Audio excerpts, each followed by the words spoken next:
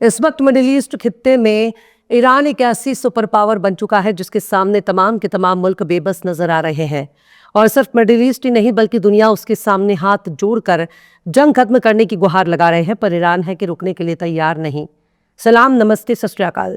मैं हूं आपके साथ हर्षिता मिश्रा और आप देख रहे हैं टाइम्स मेल। अमेरिका अपने सुपर पावर की हेकड़ी से ईरान को धमका रहा है, पर ईरान पर इसका कोई असर नहीं हो रहा। ईरान धूल झाड़ कर ट्रंप बाबू पर ही बंदूक तान रहा है और अब तो ये हालात हो गए हैं कि नेतन्याहू एक बंकर से दूसरे बंकर में छिपते छिपते दिन गुजारता है। लेकिन बात सिर्फ यहीं तक नहीं है।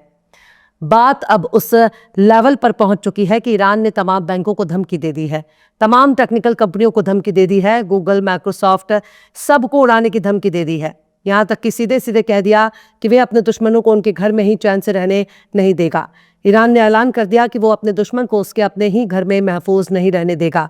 जहां भी उनका दुश्मन मिलेगा वहां उनकी ठुकाई करेगा, चाहे वो अपने घर में हो, ऑफिस में हो, चर्च में हो, कलीसा में हो, प्लेग्राउंड में हो या फिर बंकर में ही क्यों ना छिपकर बैठे हो। ईरान ने ऐलान कर दिया है कि वो अपने दुश्मन को खोज खोज कर मारेगा, चाहे उसका दुश्मन कहीं भी छुपा हुआ हो। ईरान के कहने का मतलब है कि इजरायली कहीं भी महफूज नहीं रहेंगे। वो जहां रहेंगे ईरान अपने मिसाइल और अपने ड्रोन के जरिए उनको निशाना बनाएगा। IRGC के कुड्स फोर्स ने अपना एक सख्त बयान जारी कर अमेरिका और इसराइल के हमलों की तनकीद की है और उनको जवाबी कार्रवाई की धमकी दे दी है। बयान में कुड्स फोर्स ने अमेरिका और इसराइल के जरिए ईरान के खिलाफ किए जा रहे गैर कानूनी हमलों को इंसानी हुकूक और बैनुल अक़वामी कानून की खिलाफ वर्जी करार दिया है।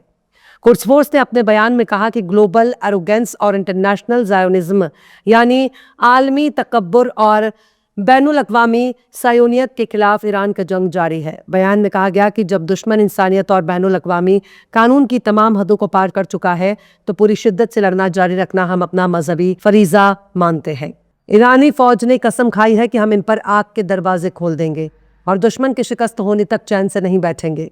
बयान में चेतावनी दी गई है कि दुश्मन ये जान ले कि उनके आराम के दिन लग चुके हैं और उन्हें दुनिया में कहीं भी पनाह नहीं मिलेगी, यहाँ तक कि उन्हें अपने घर में भी तहफ़्फ़ुज़ नहीं मिलेगा। अपने बयान में कुड्स फोर्स ने कहा कि हमारा इंतकाम तब तक नहीं रुकेगा जब तक आलमी तकब्बुर और बैनुल अक़वामी ज़ायोनिज़्म खत्म नहीं हो जाते और हम अपने मुतासरीन और अपने शोहदा का बदला नहीं ले लेते। मतलब अब आप सोच सकते हैं कि ईरान की फ़ौज आकर बोल क्या रही है।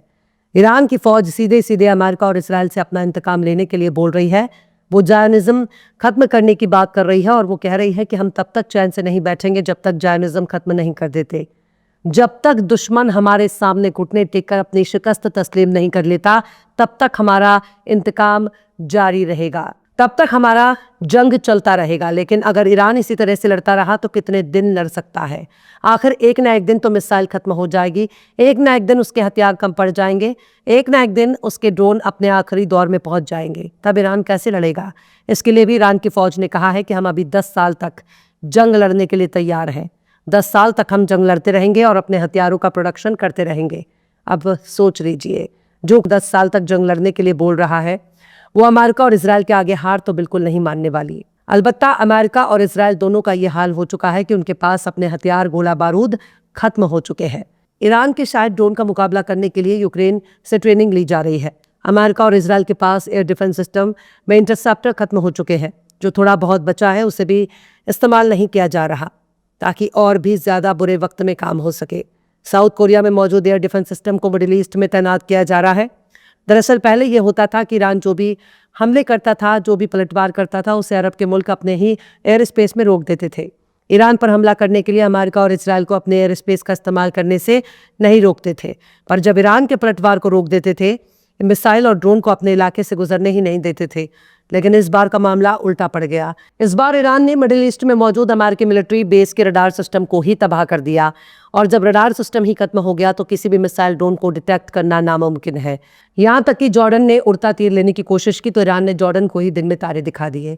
अब ईरान के जो हमले हो रहे हैं उसे अरब के मुल्क डिटेक्ट नहीं कर पा रहे और अगर डिटेक्ट कोई कर भी रहा है तो इतना जान ले कि अमेरिका की मदद करने के तौर पर अब उनकी अपनी फौज भी ईरानी मिसाइलों की जद में आ चुकी है। खासकर कतर और सऊदी अरब जैसे मुल्क अमेरिका की दोस्ती का खामियाजा भुगतने के लिए मजबूर है। लेकिन बात सिर्फ यहीं तक नहीं है जिसे नज़रअंदाज कर दिया जाए। ईरान ये भी कह रहा है कि अगर अमेरिका इसराइल ने ईरानी बंदरगाहों पर हमला करेंगे तो गल्फ रीजन में जितने भी बंदरगाह हैं उन सब पर हमला किया जाएगा। अब आप नोट कर लीजिए, मिडिल ईस्ट में कितने मुल्क समंदर के किनारे हैं और वहां कौन कौन से बंदरगाह मौजूद है। ईरान सीधे सीधे तमाम बंदरगाहों को निशाना बनाने की धमकी दे रहा है। दरअसल अभी हाल ही में अमेरिका ने ईरान के ऑयल प्रोडक्शन फैसिलिटी पर हमला करने की धमकी दी है, जिसके बाद ब्रिगेडियर जनरल अबुल फजल शेखरची ने ऐलान किया है कि अगर अमेरिका ईरान के बंदरगाहों के खिलाफ अपनी धमकी पर अमल करता है तो फारस की खाड़ी में कोई भी बंदरगाह, कोई भी फाइनेंशियल सेंटर या कोई भी मकाम ऐसा नहीं बचेगा जो हमारे पहुंच से बाहर हो। हम इन सब इलाकों को निशाना बनाएंगे।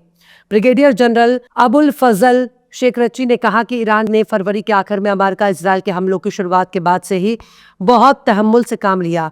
इलाके में अमेरिकी मिलिट्री ठिकानों और प्रॉपर्टी पर ही अपने हमलों को महदूद रखा है, लेकिन अगर अमेरिका ईरान के बुनियादी ढांचे पर हमला करता है तो ये हमले फारस की खाड़ी में मौजूद तमाम मुल्कों तक फैल जाएंगे। पर बात सिर्फ यहीं तक नहीं है। ईरान के किसी एक मिलिट्री जनरल ने इस तरह का बयान दिया हो, बल्कि ईरानी पार्लियामेंट के सदर मोहम्मद बागिर गालिबाफ ने अमेरिका और इसराइल को जैसे का तैसा अंजाम भुगतने की धमकी दी है।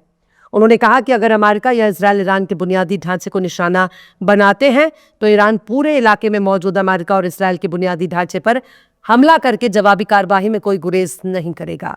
अपने एक्स हैंडल पर एक पोस्ट में मोहम्मद बागिर गालिबाफ ने चेतावनी दी है कि अमेरिका और इसराइल के जरिए ईरान के एनर्जी और बुनियादी ढांचे पर हमला करने की धमकी का मुंह तोड़ जवाब दिया जाएगा। उन्होंने फारसी जबान में लिखा, आज हमारा फैसला आग के बदले आग का असूल है।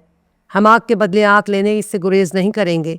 अगर बुनियादी ढांचे पर हमला शुरू करते हैं तो हम भी बिला शुबा उनको निशाना बनाएंगे। यानी वो सीधे सीधे कह रहे हैं कि देखो मियाँ, अगर तुमने हमारे किसी बुनियादी ढांचे पर हमला किया तो हम भी तुम्हारे बुनियादी ढांचे पर हमला करेंगे। आग के बदले आग के उसूल पर काम करेंगे।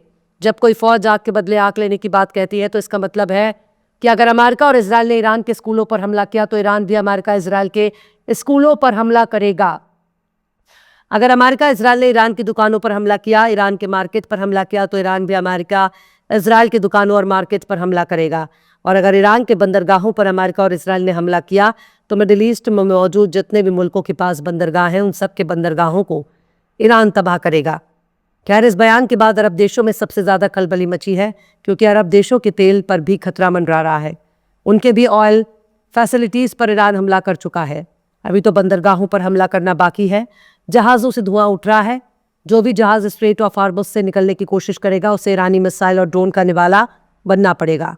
इसे कहते हैं टिट फॉर टैट, जैसे को तैसा। आंख के बदले आंख, हाथ के बदले हाथ, जान के बदले जान। शायद अमेरिका और इसराइल जैसे जाबिर और जालिम लोगों के लिए इससे बड़ी कोई धमकी नहीं हो सकती। आगे आगे देखिए होता है क्या। फिलहाल इस खबर में बस इतना ही। यह एपिसोड आपको कैसा लगा कमेंट बॉक्स में जरूर से बताइए। पसंद आए तो लाइक करें, शेयर करें और बेबाक निष्पक्ष स्वतंत्र पत्रकारिता को सपोर्ट करने के लिए हमारे चैनल टाइम्स मेल को जरूर से सब्सक्राइब करें और बेल आइकन की घंटी वाली बटन जरूर से दबा दें ताकि आपको हमारे आने वाले नए वीडियो का नोटिफिकेशन फौरन ही मिल जाए। फिर मिलते हैं किसी और वीडियो में एक नई खबर के साथ। हर्षदा मिश्रा को दीजिए इजाजत। जय हिंद। तो देख लिया आपने हमारे इस वीडियो को। हमें उम्मीद है कि आपने हमारे वीडियो को लाइक किया होगा और दूसरों को भी शेयर किया होगा। अगर अभी तक आपने हमारे चैनल टाइम्स मेल को सब्सक्राइब नहीं किया है तो जल्दी से सब्सक्राइब कर दें और बेल आइकन भी प्रेस कर दें।